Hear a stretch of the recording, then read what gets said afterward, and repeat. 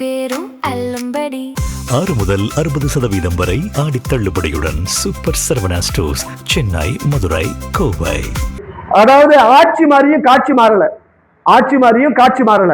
இதே டிஇஜி ஆனந்த், இதே டிஆர் சசிகலா, அப்புறம் கீழே பதிவாளர் இருந்திருக்காங்க.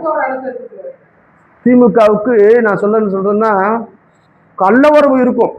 இந்த அதிகாரிகளுடைய போன் உரையாடல்கள்லாம் நீங்க சாட்டு போடணும். யார்கிட்ட பேசுனாங்க, நான் குறிப்பிட்ட தினங்கள்லாம் சொல்றேன்ல, அவங்களுடைய கால் டீடைல் சிடிஆர் போட்டாச்சுன்னா மாட்டிப்பாங்க. சார் பிரச்சனை யாருன்னு தெரியும், நான் ஒரு உத்தரவு சொல்லாம நீங்க சாதாரண ஒரு 1 கோடி ரூபாய்க்கு பாண்டி போய் வீடு வாங்கன்னு வச்சுக்கோங்க, பதிஞ்சுறீங்களா? நீங்க மேல இருந்து மெசேஜ் வரணும். காந்தி சிரிச்சாத்தான் கம்ப்யூட்டர் வேலை செய்யும். உண்மையா இல்லையா? இது பட்டவர்த்தனமான உண்மை. கடந்த ஆட்சியில் எப்படி இருந்துச்சு, இப்ப எப்படி இருக்குன்னு தெரியல. கடந்த ஆட்சியில பெரிய சொத்துக்கள் பதியணும்னா மந்திரிட்டு இருந்து மெசேஜ் வரணும். வணக்கம். ராம ரவிக்குமார், இந்து தமிழர் கட்சி நிறுவன தலைவர். திரு மனோஜ் குமார், இந்து தமிழர் கட்சி மாநில செயலாளர், பழனி. பழனி அருள்மிகு தண்டாயுதபாணி சுவாமி திருமடம் சட்டவிரோதமாக சுமார் 110 கோடி ரூபாய் உள்ள சொத்து முறைகேடாக பதிவு செய்யப்பட்ட குறித்தான விவகாரம் தமிழ்நாட்டில் பெரிய பரபரப்பை உருவாக்கி இருக்கிறது. ஆவண எண் 1446/2026, ஆவண எண் 1446/2026 அருள்மிகு தண்டாயுதபாணி சுவாமி திருக்கோயிலுக்கு தக்காராக இருக்கக்கூடிய இணை ஆணையர் நிர்வாக மேற்பார்வையின் கீழ் இருக்கக்கூடிய இந்த சொத்து பழனியில மிக முக்கியமானது. 1 ஏக்கர் 40 சென்ட் 1888 ஆண்டுகள்ல குப்புசாமி மணியக்காரர் என்பவர் இந்து சமய அறநெறியை பரப்புவது, முருக பக்தியை பரப்புவது, அந்த இடத்திலே ஒரு முருகனுடைய கோவில் கட்டி வேல் வழிபாடு செய்வது, பழனிக்கு வரக்கூடிய அடியவர்கள் தங்கி 1 வார காலம் தங்கலாம் என்கின்ற அறச்சிந்தனையோடு தர்ம நோக்கத்தோடு செயல்பட்டு வந்த அந்த திருமடம் கால சூழ்நிலையில் பலருடைய கைகளில் மாறி சென்னை பார்டர் தோட்டத்தை சார்ந்த விவிஆர் வெங்கடாசலம் என்பவர் கையில இருந்தது. அந்த இடத்தின் பெயரில் அவர்களிடம் பணம் வாங்கியதாகவும் சொல்கிறார்கள். அதன் பின்னர் பொது நோக்கத்திற்காக, இறை நோக்கத்திற்காக, தர்மத்திற்கு உருவாக்கப்பட்ட இந்த திருமடத்தை சட்டவிரோதமாக ஆக்கிரமிக்க வேண்டும் என்கின்ற அடிப்படையில் இந்த ஊருக்கும் இந்த திருமடத்திற்கும் சம்பந்தமில்லாத ஒரு அறங்காவலர் குழு, அதாவது அந்த மடத்துக்கான ட்ரஸ்டிஸ், விழுப்புரத்தை சார்ந்த முருகதாஸ், கோயம்புத்தூரை சார்ந்த கணேசன், குமரகுருபரன் திருநெல்வேலி, சண்முகசுந்தரம் திருநெல்வேலி, சாமிநாதன் விருதுநகர், அழகாபுரி ராஜபாளையம், சிவகுமார் திருநெல்வேலி, கணேசன் விருதுநகர் உள்ளிட்ட இந்த 7 நபர்கள் சேர்ந்து இந்த ட்ரஸ்டுக்கு ஒரு மீட்டிங் போடுறாங்க. மீட்டிங் போட்டு தீர்மானிக்கிறதுல என்ன சொல்றாங்கன்னா, மேற்படி தண்டாயுதபாணி சுவாமி திருமடம் இந்த சொத்தை இருக்கக்கூடிய வில்லங்கத்தோடு யார் அதிகபட்ச விலைக்கு வாங்குறாங்களோ அவங்களுக்கு நம்ம விற்பனை செய்யலாம். அந்த விற்பனை செய்வதற்கான முழு அதிகார முகவராக விழுப்புரத்தை சார்ந்த முருகதாஸ் என்பவருக்கு பொறுப்பு கொடுக்கிறாங்க. இது அவங்களுடைய தீர்மானம். இந்த சொத்து பல ஆண்டு பிரச்சனை இருக்கு. உயர் நீதிமன்றம், உச்ச நீதிமன்றம் வரைக்கும் சென்று நம்முடைய கோவில் நிர்வாகம் கடந்த 25வது வருஷம் 9வது மாசம் கையகப்படுத்துது. திருஆவினங்குடி கும்பாபிஷேக சமயத்தில் அங்க அன்னதானம்லாம் நடக்குது. அங்க கார் பார்க்கிங் பயன்படுத்திக்கிட்டு இருக்கோம். ஆனால் இந்த ட்ரஸ்ட் உருவாக்கப்பட்டது இந்த நோக்கம், அறநோக்கம் என்னன்னா, அங்க ஒரு கோயில் கட்டணும், வேல் வழிபாடு நடக்கணும், பக்தர்கள் தங்கணுங்கிறதா அந்த சாசன உயில் 1888 தொடங்கப்பட்ட இந்த திருமடம். இப்போ இந்த முருகதாஸ் என்கின்ற ஒரு மனிதர், சேதுபதி, அப்புறம் இன்னொரு மனிதர், 2 பேரும் சேர்ந்து வெள்ளத்துறை அப்படிங்கிற ஒருத்தரும் சேதுபதிங்கிற ஒரு மனிதரை சேர்ந்து இந்த சொத்தை வாங்குறாங்க. இந்த சொத்தை எவ்வளவுக்கு வாங்குறாங்கன்னு சொன்னா 2 கோடிக்கு. இன்னைக்கு அரசாங்கத்தின் மதிப்புல ஒரு சதுரடி அந்த இடத்துல 2750 ரூபாய். அப்படி பார்த்தா கிட்டத்தட்ட 60-65 ஸ்கொயர் ஃபீட் வருது. சுமார் 16 கோடி சொத்து. 47A பதிவு என்பது குறைந்த மதிப்புல பதிவு செய்யறது. அப்படி பதிவு செய்யறதுனாலும் 2750 இன்ட்டு நீங்க போட்டீங்கன்னா சுமார் 8 கோடி ரூபாய் பெறும். இந்த 8 கோடி ரூபாய் பெருமான சொத்தை 2 கோடிக்கு பதிகிறதுக்கு இந்த முருகதாஸ் என்கின்ற நபர் சொத்தை விற்கிறார் சட்டவிரோதமாக. சேதுபதி அண்ட் வெள்ளத்துறை நபர்கள் சட்டவிரோதமாக வாங்குறாங்க. இவங்க பழனியை சார்ந்தவங்க, ஒருத்தர் திருப்பூர் பக்கத்துல உள்ள ஊர் நபரை சார்ந்தவர். இந்த 2 கோடிக்கு 27/3/2026 4 செக்கு கொடுக்குறாங்க. ஒவ்வொரு செக்கும் 50 லட்சம் மதிப்பானது. அந்த செக்கில் பணம் இருக்கா இல்லையா, யார்கிட்ட இருந்து பணம் வாங்கப்பட்டது, யாருடைய பெயர்ல இந்த செக் இருக்குங்கிற விஷயத்த இந்த சிபிசிஐடி போலீஸ் விசாரிக்கணுங்கிற செய்தியை நான் பதிஞ்சுக்கிறேன். அவங்க 27/3/2026 இந்த தண்டபாணிசாமி திருமணத்துடைய சொத்தை பழனிசாமி என்கின்ற ஒரு சார்பதிவாளர் இருக்கின்ற பொழுது மறுத்து கொடுத்துறார். மறுத்தளித்தல், அதாவது ரெஃப்யூஸ் பண்ணிடுறார். இந்த சொத்தை ஆவணத்தை தயாரிச்சு பதிவுக்கு கொண்டு வந்த மனிதர் யாருன்னா, அரசாங்கத்தில் முறையாக அங்கீகாரம் பெற்ற பத்திர எழுத்தர் கிடையாது, பத்திர பதிவர் எழுத்தர் கிடையாது. ஜேபி அப்படின்னு சொல்லக்கூடிய ஜெயபிரகாஷ் அசோசியேட்ஸ் ஒட்டஞ்சத்திரத்துல கைராசி நகர்ல இருக்கக்கூடிய இந்த குழு சட்டவிரோத அரசு அங்கீகாரம் பெறாத இந்த மனிதர் சிவகுமார் ஏ அந்த மனிதரை வக்கீல் கையெழுத்து போட்டு இந்த சொத்து பத்திர எண் 1446/2026 பதிவு செய்ய வர்றாங்க. திரு பழனிசாமி சார்பதிவாளர் அதை நான் மறுத்தெடுத்து திரும்ப கொடுத்துறார், நான் பதிய மாட்டேன்னு சொல்லிடுறார். அப்போ பதிவுத்துறை சட்டத்தின்படி இது ரெஃப்யூஸ் பண்ணும்போது ஒரு செக் ஸ்லிப் கொடுக்குறாங்க. அந்த செக் ஸ்லிப்பை வாங்கி நாங்க இந்த மாதிரி முருகதாசுங்கிறவர் விற்கிறாரு, சேதுபதி வெள்ளத்தரை நாங்க வாங்குறோம், பதிகிறதுக்கு இந்த பதிவாளர் பதிய மறுக்கிறாரு சொல்லி ஏப்ரல் மாசம் கோர்ட்டுக்கு போறாங்க. இதுல பார்ட்டியாக சேர்க்க வேண்டிய திருக்கோயில் நிர்வாகத்தை தக்கார் ஃபிட்பர்சன் மிஸ்டர் மாரிமுத்து இந்த ஹெச்ஆர்சி ஜேசியை சேர்க்கவே இல்லை. கோர்ட்டு என்ன செய்யுதுன்னா, சரி ஒருத்தர் விற்கிறாங்க இன்னொருத்தர் வாங்குறாரு, ஏன் கோர்ட்டு நீங்க பதிவுத்துறை பதிய மாட்டேங்கிறீங்கன்னு சொல்லி இந்த ஆவணங்கள் சரியா இருக்கும் பட்சத்துல ஒரு வாரத்தில் நீங்க பதியலாம் அப்படின்னு ஒரு ஆர்டர் கொடுக்குறாங்க. அப்போ இந்த பதிவுத்துறையில சார்ந்து அதிகாரிகள் இந்த மாதிரி கோயில் நிர்வாகம் கோவில் சொத்து அப்ஜெக்ஷன் தெரிவிச்சிருக்காங்க அப்படிங்கிற விஷயத்த கோர்ட்ல சொல்லி இருந்தா இந்த பதிவே நடந்திருக்காது. ஆனா இந்த ஏப்ரல் மாசம் ஒரு வார்த்தை ஆவணங்கள் முறையாக சரியாக இருந்தால் பதியலாம் அப்படின்னு சொல்லி கொடுத்த உத்தரவை மட்டும் வார்த்தையை வச்சுக்கிட்டு 3/7/2026 அன்று 3/7/26 அன்று அன்னைக்கு பாலச்சந்தர் என்கின்ற ஒரு சார்பதிவாளர் அன்னைக்கு டியூட்டிக்கு வந்துட்டு லீவு போடுறார். 1/7/2026 அன்று ஈஸ்வரிங்கிற ஒரு அம்மா டிரான்ஸ்பர்ல வந்து ஜாயின் பண்ணணும், அந்த அம்மா ஜாயின் பண்ணல.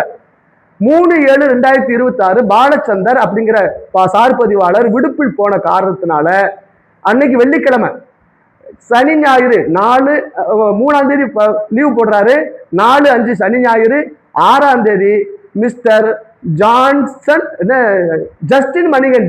ஜஸ்டின் மணிகண்டன்கிற ஒருத்தர் வந்து விடுப்புல வந்து பதவி இருக்கிறார். இந்த பொறுப்பு சார்பதிவாளர் வர்றார். வந்த உடனே ஏற்கனவே பெண்டிங் வச்சுட்டு போன ஒரு பத்திரத்தை உடனடியாக இவர் பதிகிறதுல நாங்க பல சந்தேகங்களை முன்வைக்கிறோம். காரணம், ஒருத்தர் பெண்டிங் வச்சுட்டு போன பத்திரத்தை உடனடியாக நீங்க பதிய முடியாது. இந்த பதிவுக்கு பின்னணியில பல அரசியல் அழுத்தங்களும் அதிகாரிகளுடைய அழுத்தங்களும் இருந்ததுங்கிற குற்றச்சாட்டை நான் முன்வைக்கிறேன். காரணம், மதிப்பிற்குரிய இணை ஆணையராக இருந்து பதவி உயர்வு பெற்ற திரு மாரிமுத்து இணை ஆணையர் 2/7/2026 அன்று பத்திரப்பதிவுத்துறை அலுவலருக்கு நாங்க இந்த மாதிரி உயர்நீதிமன்றம் உச்ச நீதிமன்றம் வரை சென்ற இந்த சொத்து சட்டவிரோதமாக பதிவு செய்ய முயற்சிக்கிறாங்கன்னு ஒரு கடிதத்தை எழுதி நான் பதிவாளருக்கு அனுப்பிச்சிட்டேன், இணை பதிவாளருக்கு அனுப்பிச்சிட்டேன்னு சொல்லி ஒரு செய்தியை சொல்றார். 2ஆம் தேதி இவர் அப்ஜெக்ஷன் தெரிவிக்கிறாரு.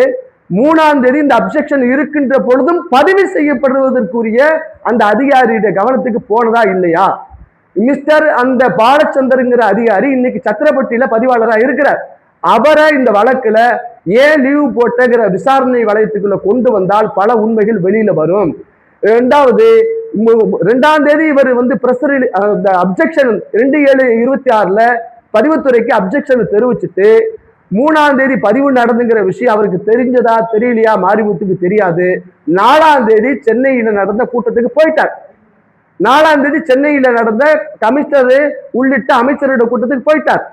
அந்த பதிவுத்துறையில நடந்த விஷயம் 6ஆம் தேதி இந்த சொத்து ஜஸ்டின் மணிகண்டன் என்கின்ற பதிவாளரால் பதிவு செய்யப்படுகிறது. இங்கதான் மிக நுட்பமான சந்தேகங்கள் எங்களுக்கு வருது. 2ஆம் தேதி இந்த அப்ஜெக்ஷன் தெரிவித்த திரு மாரிமுத்து அவர்கள் 3ஆம் தேதி இந்த சொத்து பதியப்பட்டதுங்கிற விவரம் அவருக்கு தெரிஞ்சதா தெரியலையாங்கிற விஷயத்துல நான் ஏன் சந்தேகத்தை கிளப்புறேன்னா, 3ஆம் தேதி திரு மாரிமுத்து அவர்களுக்கு அரசாங்கத்துல அவர் இந்த 100 கோடி சொத்துக்களை மிக சிறப்பாக கையாண்டுட்டாருன்னு என்னமோ தெரியாது, அவருக்கு பதவி உயர்வு கொடுக்குறாங்க. கூடுதல் ஆணையராக ஒரு உத்தரவு பிறப்பிக்கப்படுது. அந்த உத்தரவு தேதி 3/7/2026. இங்க பதிவு நடக்குது, அங்க பதவி உயர்வு கிடைக்குது. அதுக்கு சம்பந்தம் இருக்கானா விசாரணையில தெரிய வரணும். 2வது, இந்த 6ஆம் தேதி பதிவு செஞ்ச விவரம் திரு மிஸ்டர் மாரிமுத்து அவருக்கு தெரிஞ்சதா தெரியலையா? எதற்கெடுத்தாலும் நம்ம பத்திரிகை சகோதரர்கள்ட்ட பிரஸ் ரிலீஸ் கொடுக்கக்கூடிய மதிப்பிற்குரிய அதிகாரி 2/7/26 இந்த மாதிரி சொத்தை சட்டவிரோதமாக பதிவு செய்ய போறாங்கிற ஒரு செய்தியை தெரிவிச்சிருந்தாருன்னா இந்த பதிவு நடந்திருக்குமா, தடுக்கப்பட்டிருக்குமா? நீங்க சொல்லுங்க. அப்ப நான் தப்பிக்கிறதுக்கு ரெக்கார்டிக்கலா நான் லெட்டர் கொடுத்துட்டேன்னு சொல்லக்கூடியது முழுக்க முழுக்க தன்னை தற்காத்துக் கொள்வதற்கு கொடுக்கப்பட்ட பேப்பர் அப்படிங்கிற குற்றச்சாட்டை நான் முன்வைக்கிறேன். இப்போ 6ஆம் தேதி பதிஞ்சாச்சு. நீங்க உங்களுக்கே தெரியுது இந்த சட்டவிரோதம் பதிவு செய்ய போறாங்கன்னு சொல்றாங்க. 7ஆம் தேதி கோர்ட்டுக்கு போயிருக்கலாம், 8ஆம் தேதி போயிருக்கலாம், 9ஆம் தேதி போயிருக்கலாம், 10ஆம் தேதி போயிருக்கலாம். ஆனா போகல. காரணம் 3/7 அவருக்கு பதவிக்கான அந்த உத்தரவு கிடைக்கப்பட்டது. 9ஆம் தேதி முறைப்படியாக அரசு அறிவிப்பாக குமரகுருபரன் IAS அவர் 3 துறைக்கு அதிகாரி, வணிக வரித்துறைக்கு, பதிவுத்துறைக்கு, இந்து சமய அறநிலையத்துறைக்கு, அந்த அதிகாரியுடைய உத்தரவு மூலமா 9ஆம் தேதி இவருடைய பதவி உயர்வு என்பது அரசு அறிவிப்பாக வெளியில வருது. இப்போ எங்களுக்கு உரிய சந்தேகம், 2ஆம் தேதி இந்த மனிதர் கடிதம் எழுதியவரு திரும்ப இந்த பத்திரப்பதிவு நடந்ததா விவரம் முருகனுக்கு தான் தெரியும். திரும்ப 9ஆம் தேதி இவருக்கு பதவி கன்ஃபார்ம் ஆன பிறகு 10ஆம் தேதி இந்த அரசு துறை, அதாவது பதிவுத்துறையில் இருக்கக்கூடிய யாருக்கு தெரிவிக்கிறாங்க? பதிவுத்துறையுடைய தலைவர், அதுக்கப்புறம் துணைத் தலைவர், IG, DIG, டிஸ்ட்ரிக்ட் ரெஜிஸ்ட்ராருக்கு ஒரு கடிதம் எழுதுறார். சோ 3ஆம் தேதி பதிவு நடக்குது, 3ஆம் தேதி பதவி உயர்வு கிடைக்குது, 6ஆம் தேதி பதிவு முடியுது, 9ஆம் தேதி 10ஆம் தேதி விட்டு 10ஆம் தேதி ஒரு பதிவு லெட்டரை எழுதிட்டேன்னு சொல்லக்கூடியதுல நாங்க சந்தேகத்தை கிளப்புறோம். 2வது, இந்த விஷயம் நம்மளை போன்றவர்களுக்கு தெரிய வர பிரச்சனை இல்ல. 11ஆம் தேதி இந்த சொத்து குறித்து ஒரு செய்தி குறிப்பு வெளியிடுறாங்க. உங்க ஊடக சகோதரர் அனைவருக்குமே தெரியும், நான் சொல்லக்கூடியது சத்தியமான உண்மை. கடந்த இந்த பதிவு நடந்த சமயத்துல பதிவு யாருக்கும் தெரியக்கூடாது என்கின்ற ஒரு உள்நோக்கத்தோடு பழனியில வரலாறு காணாத வருமானம் 100 கோடி, பஞ்சாமிர்த விற்பனை 60 கோடி, ஒவ்வொரு நாளும் ஒரு செய்தி கொடுத்தாங்க. ஒவ்வொரு நாளும் 100 கோடின்னு ஒரு நாள் செய்தி, பஞ்சாமிர்த விற்பனை 60 கோடின்னு ஒரு நாள் செய்தி, அடுத்தடுத்து 4 நாட்கள் பழனியை பற்றிய மட்டுமே செய்தி கசிய விட்டதற்கு காரணம் இந்த சட்டவிரோத பத்திரப்பதிவை அமுக்குவதற்கு, மடைமாற்றுவதற்கு, மக்களுக்கு தெரியக்கூடாதுங்கிற எண்ணத்தோடு இருக்கலாம் என்கின்ற குற்றச்சாட்டை நான் முன்வைக்கிறேன். சாதாரணமாக தெரியும், இந்த பத்திரப்பதிவுல சாதாரண அவ்வளவு பெரிய சொத்தெல்லாம் அவ்வளவு சீக்கிரம் பதிய முடியாது. ஒரு சார் பதிவாளர் அவங்களுக்கு மேல டிஆர்ட்ட கன்சல்ட் பண்ணுவாங்க, டிஆர் டிஐஜி கன்சல்ட் பண்ணுவாங்க, டிஐஜி அவங்களுக்கு மேல ஐஜி கன்சல்டேஷனுக்கு போகும். நான் இந்த விஷயத்துல குற்றம் சொல்லுகிறேன். இவ்வளவு பெருமான சொத்து, உச்ச நீதிமன்ற உயர் நீதிமன்றம் வரைக்கும் கிடைக்கப்பட்ட கோவில் சொத்து, சட்டவிரோதமாக இருக்கக்கூடிய இந்த விற்பனையாளர்கள், அந்த மடத்துக்கு சொந்தக்காரன் சொல்லக்கூடியவன் எவ்வளவு துணிச்சலாக பதிய முடியும்? இந்த 50 லட்சம் சொல்லி 2 கோடி ரூபாய்க்கு இவங்க பணம் கொடுக்குறாங்கன்னா அதுக்கு பின்னணியில் இருக்கவங்க யாரு? முறையான அங்கீகாரம் இல்லாத, அந்த பத்திர எழுத்தர் இல்லாத அந்த ஜேபி அசோசியேட்ஸ் சொல்லக்கூடிய அந்த நபர்கள் அந்த சிவகுமார்ங்கிற வழக்கறிஞர் கையெழுத்து போட்டதுல அவங்க விசாரணை வழக்குக்கு உட்படுத்தப்படணும். இந்த பாலச்சந்தர்ங்கிற அந்த அதிகாரி விசாரணை வழக்குக்கு உட்படுத்தப்படணும். நான் சொல்லக்கூடிய குற்றச்சாட்டு முருகன் சாட்சிய சத்தியமா சொல்றேன். இங்க பதிவுத்துறையினுடைய செயலராக இருக்கக்கூடியவரும் HRD செயலராக இருக்கக்கூடிய குமரகுருபரன் அவர்கள் கவனத்துக்கு இது போச்சா போகலையா? 4ஆம் தேதி சென்னை கூட்டத்துக்கு போன மிஸ்டர் மாரிமுத்து அவங்களுடைய கவனத்துக்கு கொண்டு போனாரா போகலையா? ஏன் இதை நான் கேட்கிறேன்னா, 1888 சம்பந்தப்பட்ட இந்த சொத்தை மடம் பிடிக்கக்கூடிய மாஃபியா போல இருக்கக்கூடிய இந்த கோவில் நிர்வாகம் அரை நோக்கத்திற்கு விரோதமாக அங்க கார் பார்க்கிங் நடத்துது. அது மட்டுமல்லாது இந்த கோவில்ல நம்ம பழனி திருக்கோயில் மலையில தண்ணீர் பந்தல் நடக்கணும் அப்படின்னு ஒரு தர்மம், தண்ணீர் பந்தல் நடக்கணும்னு சொல்லி 1898, அதாவது இது 888, இது 1898. நான் ஆவணத்தோட பேசுறேன். இங்க மலைக்கு வரக்கூடிய பக்தர்கள் தண்ணீர் தாகமெல்லாம் தீர்க்கணும்னு சொல்லி கீழே இருந்து தண்ணி சுமக்கிறதுக்காக நாட்டுக்கோட்டு நகரத்து மக்கள், அதாவது தேவகோட்டை மாயாண்டி செட்டியார் அவர்கள் குமாரர் வெள்ளையப்பன் செட்டியார் எழுதி கொடுத்த அந்த விஷயங்கள் எல்லாம் நடக்கணும், தண்ணி கொடுக்கணும்னு சொல்லி 1898 கொடுத்த அந்த சாஸ்வத பத்திரம் இது. ஆனா கும்பாபிஷ சமயத்தில் லட்சுமிங்கிற அதிகாரி இருந்த பொழுது இதே மாரிமுத்து கோர்ட்டில் ஆர்டர் வாங்கி அதை நீங்க பொசஷன் எடுக்கலாம்னு சொல்லி தான் உத்தரவு கொடுத்த நிலையில இவர் நேர போய் இடிச்சார். அப்ப மடம் பிடிக்க மாஃபியா தான் இந்த HRSC. அவங்களுக்கு தேவையான சட்ட அனுமதி கொடுக்கிறதுக்கு 1 மாசம் கால அவகாசம் இருக்கு. அங்க மேல தண்ணீர் பந்தல் தர்மத்தை உடைச்சார்.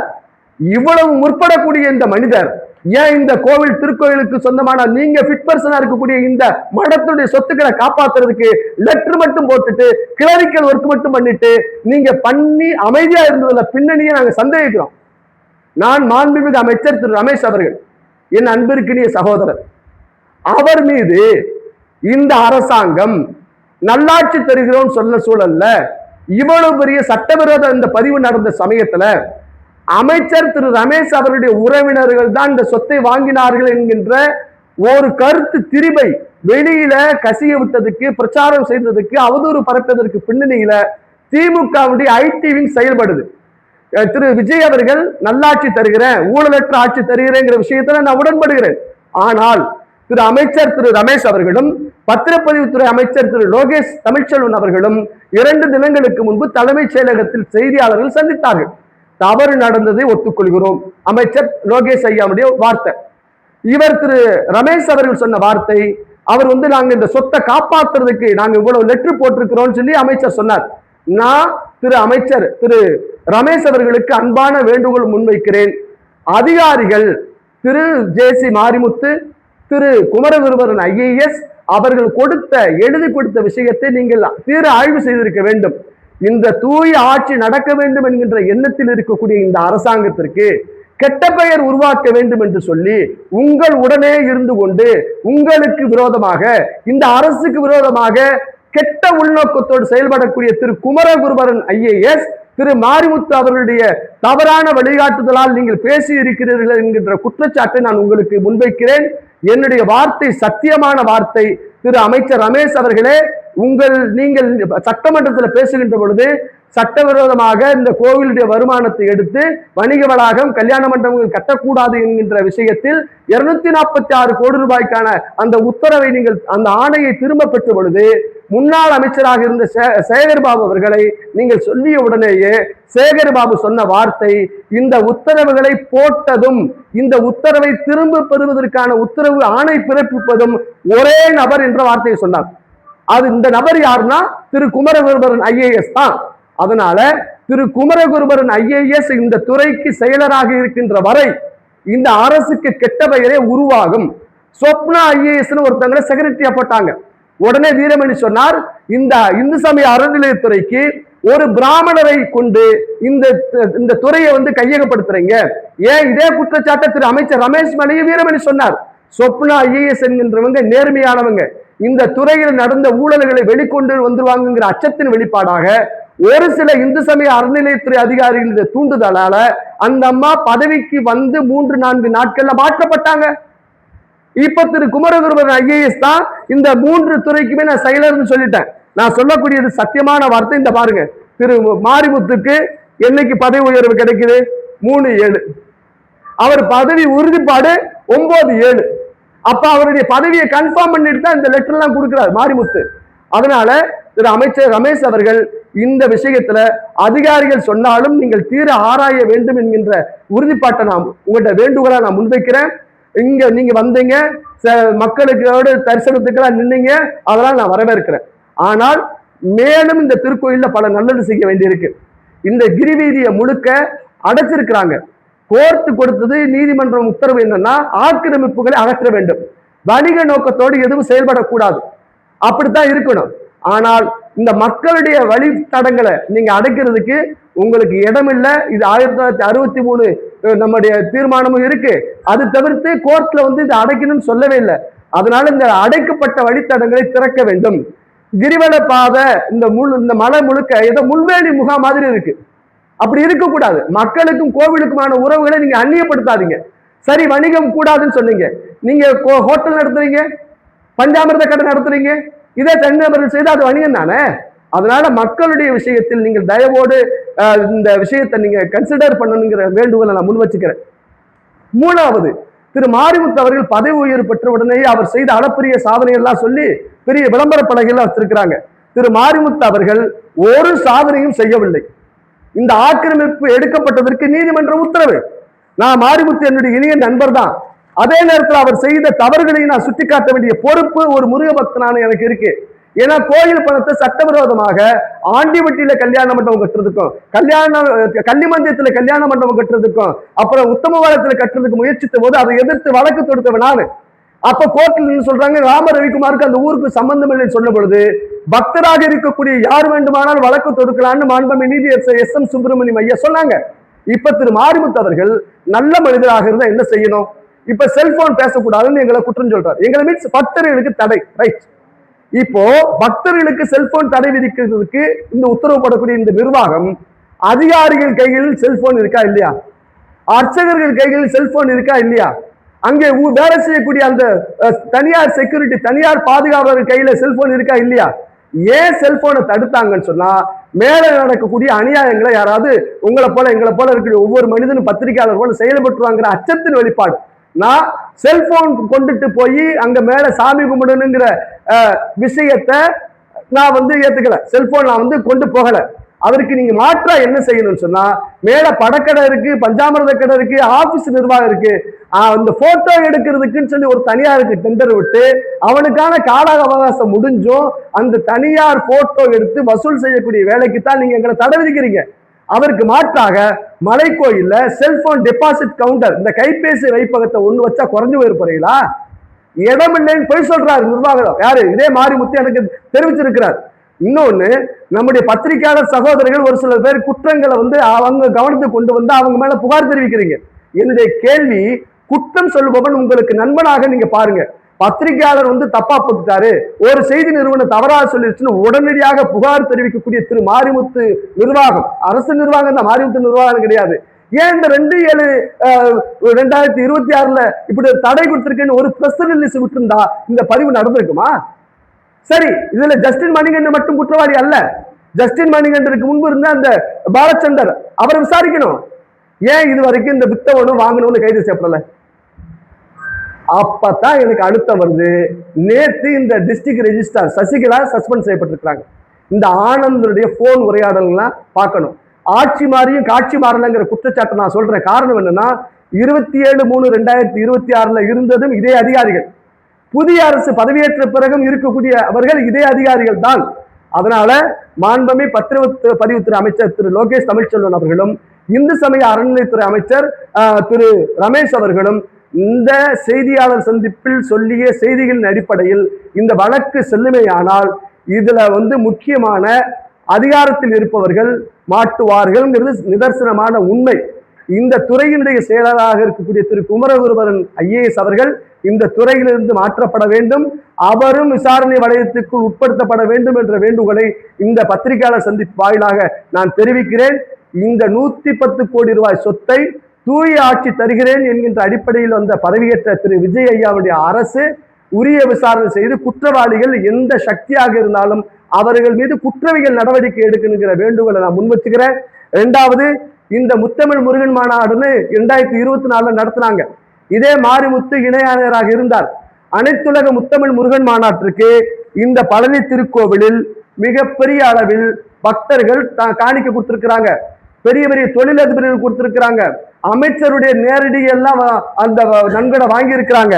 இந்த திருக்கோயில்ல நடந்த இந்த முத்தமிழ் முருகன் மாநாட்டுல முத்தமிழ் முருகன் மாநாடு அப்படிங்கிறதுக்கு ஒரு அக்கௌண்ட் தொடங்கப்பட்டிருக்கு. அந்த அக்கௌண்ட் விவரத்தை வெளியிடணும். அதுல பெரிய ஊழல் நடந்திருக்குதான் நான் குற்றம் சொல்றேன்.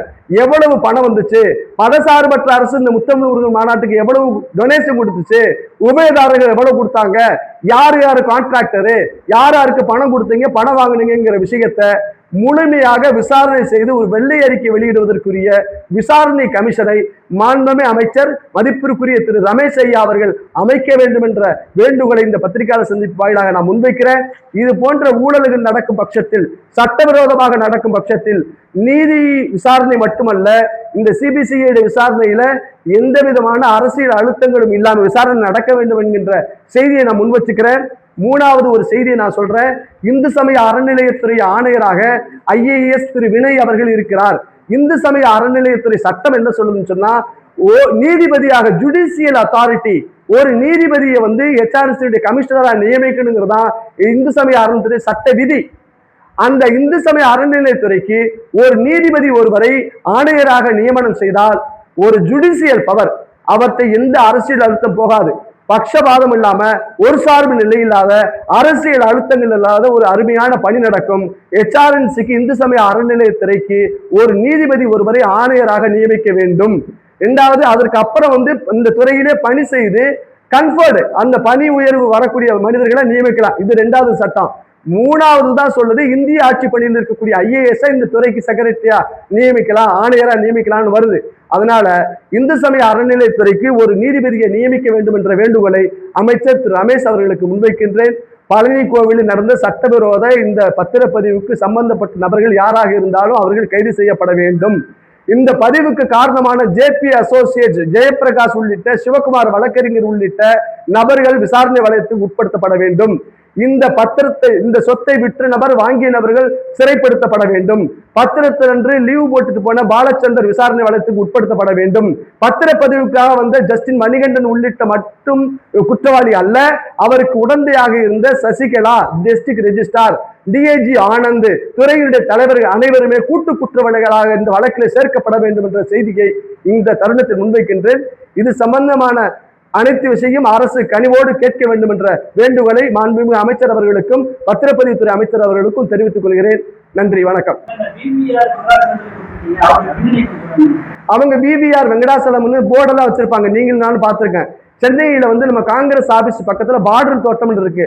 அவர் குறிப்பிட்ட ஒரு சமூகத்தை சார்ந்தவங்க, அது ஒரு இஷ்யூ அல்ல. அவங்ககிட்ட இந்த ட்ரஸ்டின்னு சொல்லக்கூடிய இந்த தண்டபாணி சுவாமி மடத்தை சார்ந்தவங்க சொல்லக்கூடிய அவங்க பணம் வாங்கி இருக்கிறாங்க. அவர் ஒரு குறிப்பிட்ட எப்ப கொடுக்க முடியாதான்னு சொன்ன பிறகு அவங்களுக்குள்ள ஒரு வழக்கு விஷயங்கள்லாம் வருது. இந்த விஷயம் வந்த பிறகுதான் இந்த HRC தலையிடுது. ஏன்னா ஒரு எந்த நோக்கத்துக்காக இந்த ட்ரஸ்ட் உருவாக்கப்பட்டதோ அந்த நோக்கத்தை மீறி பராதீனப்படுத்துதல், இந்த சொத்தை விற்க முயற்சிப்படுகிறது சட்டவிரோதம். அப்ப HRC வர்றதுக்கு ரைட்ஸ் இருக்கு. அப்படி மீட்ட சொத்து, இவ்வளவு பெரிய சொத்து, இவ்வளவு மீட்ட சொத்து வித்துருவான்னு தெரிஞ்சும் கூட அங்கே ஜேசியாக இருந்த திரு மாரிமுத்து நேரடியாக இல்லாமல் மறைமுகமாக இதுல உதவி செய்திருக்கிறார் என்ற குற்றச்சாட்டை நான் முன்வைக்கிறேன். அது மட்டுமல்லாது அவருக்கு கொடுக்கப்பட்ட அந்த கூடுதல் ஆணையர் என்கின்ற அந்த பொறுப்பிலிருந்து அவர் பணி இறக்கம் செய்யப்பட வேண்டும். ஏன்னா அந்த ஆர்டர்லயே சொல்றாங்க, என்ன சொல்றாங்க, பதவி உயர்வு பெற்ற நபரை எந்தவித முன்னறிவிப்போ அல்லது காரணமோ இன்றி எந்த நேரத்திலும் பணியில் இருந்து நீக்க நியமன அலுவலருக்கு உரிமை உண்டுன்னு சொல்லியிருக்கிறாங்க. அதனால மாண்புமிகு அமைச்சர் அவர்களே, உங்களை இந்த அதிகாரிகள் தவறாக வழிநடத்துகிறார்கள். அவருடைய சொற்களை கேட்க வேண்டும் என்கின்ற மாற்று கருத்து கிடையாது.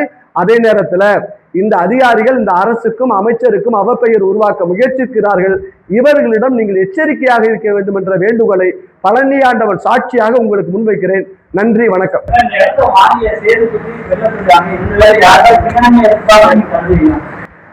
அது சிபிசிஐடி விசாரணைல தெரிய வரும். ஏன்னா இந்த ரெண்டு நபரும் சாதாரண விவசாயிகள். இந்த விவசாயிகளுக்கு இவ்வளவு பெரிய பணம் வந்திருக்குமா தெரியாது.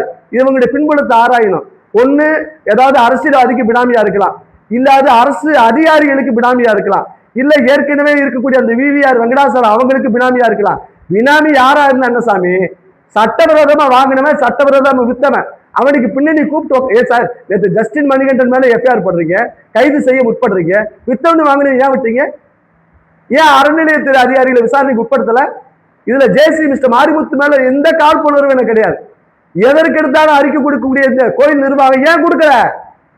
5 நாளா நீங்க பழனி கோயிலை பத்தி பெருமையா பேச வச்சது இந்த பின்னணி என்ன?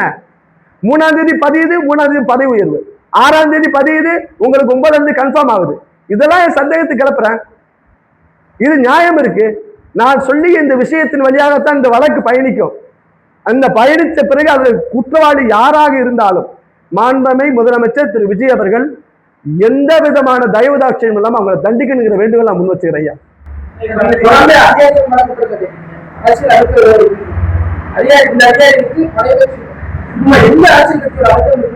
அதாவது ஆட்சி மாறியும் காட்சி மாறல, ஆட்சி மாறியும் காட்சி மாறல.